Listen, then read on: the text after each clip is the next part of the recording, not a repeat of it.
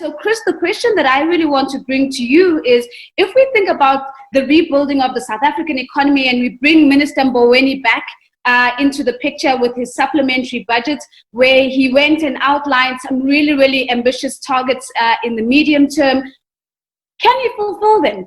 And what needs to be true for that to happen?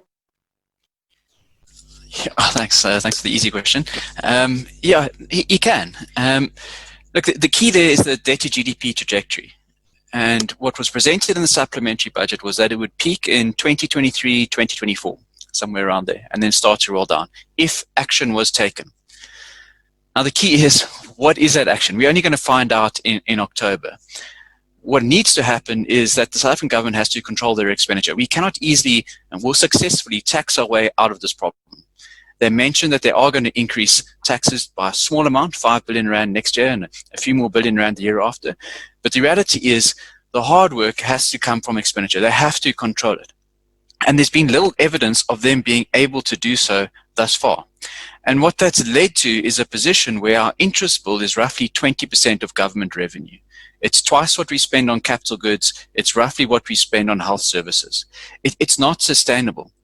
And the only way we can control that is by getting into a position when we have what's known as a primary surplus. That is, government revenue must be greater than government expenditure outside of interest, which means discipline. And if we embark on that approach, then we can start to control the interest bill. But more than that, the interest rate in South Africa at the long end, where government borrows, is very high. Our yields are very high relative to emerging markets, they're very high relative to developed markets. And there's a very large risk premium currently priced into South African government bond yields. There's a lack of faith. And so if we successfully embark on this process, what you will find is that the risk premium in South African government debt will start to narrow. They'll be able to borrow at lower yields. And so the problem will resolve itself through two different ways. One, will be borrowing less if we land up with a primary surplus, but for two, we'll land up paying less on interest. And so the problem can resolve itself quite rapidly, but, and there is a huge but, it is hugely contingent on actual action coming through. Words no longer suffice. The government has to actually demonstrate that it is following on this path, given the previous issues that we've experienced in SA.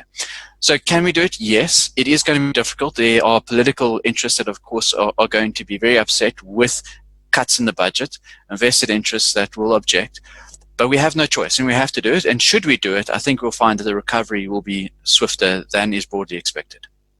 The South African situation is not looking good. The average GDP for the past 10 years has been about 1% per annum, with the unemployment rate in excess of 30%. What is the outlook for South Africa when we get back to normal? Whatever you understand getting back to normal to mean, Chris. Yeah, it's going to be tough for a while. We the amount of electricity that's produced on a weekly basis, Eskom makes it available, and based on that, we are heading back to normal. And our low point was around April, and if we were to try and forecast the straight line, it suggests that we're roughly 1.5 months away from normal levels of activity. The problem is, once you get back to normal, we're back to requiring normal levels of electricity, which of course is an issue.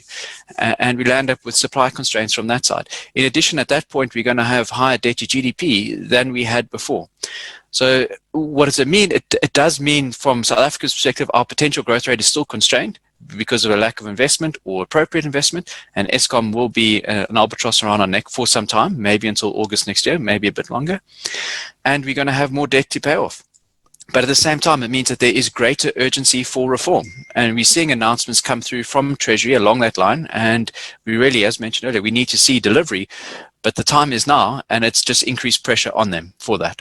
Prof, thanks so much for your time. And I mean, a lot of people have been saying that the Reserve Bank needs to do a lot more. But you've gone in and said that, you know, printing money needs to be on the cards there.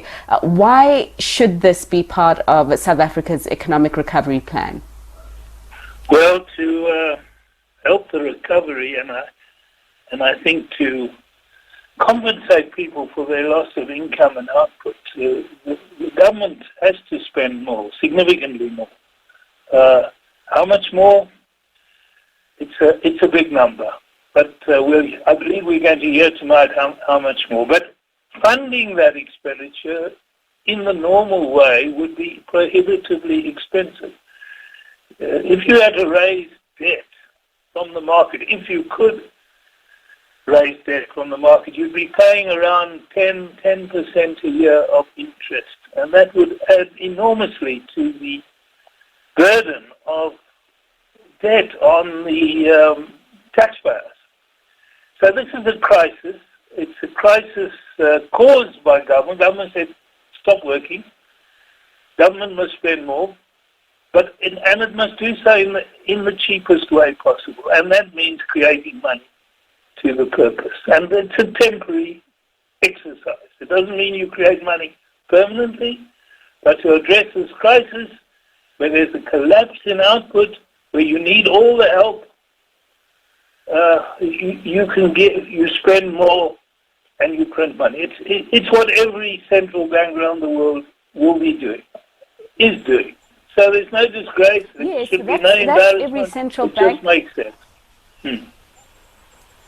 Sorry? That's every central bank around the world who is facing interest rates that are at zero or near zero levels, which ours are not at. And that has been the main argument or the Reserve Bank has advanced for it not pursuing a quantitative easing program like other central banks. How then do you respond to this when Governor Kganyago says our interest rates are not at zero, and also when he says that printing money could have negative impacts on inflation in the long term for South Africa? Well, that argument is contradictory. It's not logically consistent. I mean, if you can borrow at zero, then you don't have to print money. If you have to borrow 10%, the argument for printing money is all the stronger. So you print money, as I said, temporarily to get over the crisis. When the crisis is over, you stop printing money. In fact, you can withdraw that money from circulation. So there's no immediate danger for rapid inflation. Inflation in current circumstances where demand is so depressed, output is also depressed, of course, output very depressed, there's no inflation in sight. So the Reserve Bank concedes that. When the time comes to reverse course, you reverse course. And in the long term, South Africa must conduct, Williams means. It mustn't spend more than it can finance easily with tax revenues or genuine borrowing. That's the long term. This is not, and this is something that the Reserve Bank should recognize. These are not ordinary times. You can't talk about money supply being inflationary in the normal way. It makes no sense.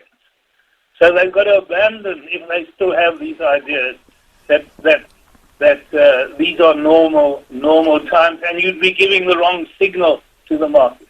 In fact, if you said we're sensibly going to fund expenditure as cheaply as possible as a temporary measure, that makes every sense. To their defense, I mean, they have acted extraordinarily. We had that surprise 100 basis point cut from them recently, I think a week ago or so, that followed a similar cut prior to that. What do you make of the economic interventions that we have had out of the Reserve Bank, including those 2 interest rate cuts? We've also had them talking about buying bonds in the secondary market. National Treasury has also made some interventions and is expected to also come to market to increase its borrowing. I mean, these economic interventions that we have had so far, do they suffice? And if you were to add any extras other than the bank printing money, what would they be? Well, no, they don't suffice. I think the case for getting short-term interest rates down is a very strong one. So that's one advantage our central bank has, because our interest rates at the short end have been much higher than they are. So in Europe and America, you can't cut short rates, they're down to zero. Yeah, you can, and you can get them close to zero. In which case, borrowing through issuing treasury bills or borrowing through issuing money, it doesn't make much difference for the future. So what we need in South Africa is a clear indication of how much the government is going to spend, how much extra it's going to spend. I believe we're going to hear that tonight. It's been long in coming. I think the response of our authorities, the Treasury and the Central Bank, I don't think, and this is an opinion, is nearly urgent enough. It hasn't been urgent enough. And nothing like, for example, the urgency with which the Americans have addressed the issues. They've been helping small business in a very material way. In Britain, they've been paying wages in a very material way. Our response is I'm afraid, tepid, and it hasn't to date, at least, recognized the gravity of the situation. I mean, people without jobs in South Africa starve. If they don't have an income, they starve. Now, have we been supplying food, for example, to the indigent on a vigorous enough scale? I would say that was a priority. Get food to poor people. Government pay for the food. Distribute food parcels. That's something that should be well underway. But as far as I understand, it's very partial, that kind of response. So my view is not enough has been done, and the appearance of urgency hasn't been strong enough.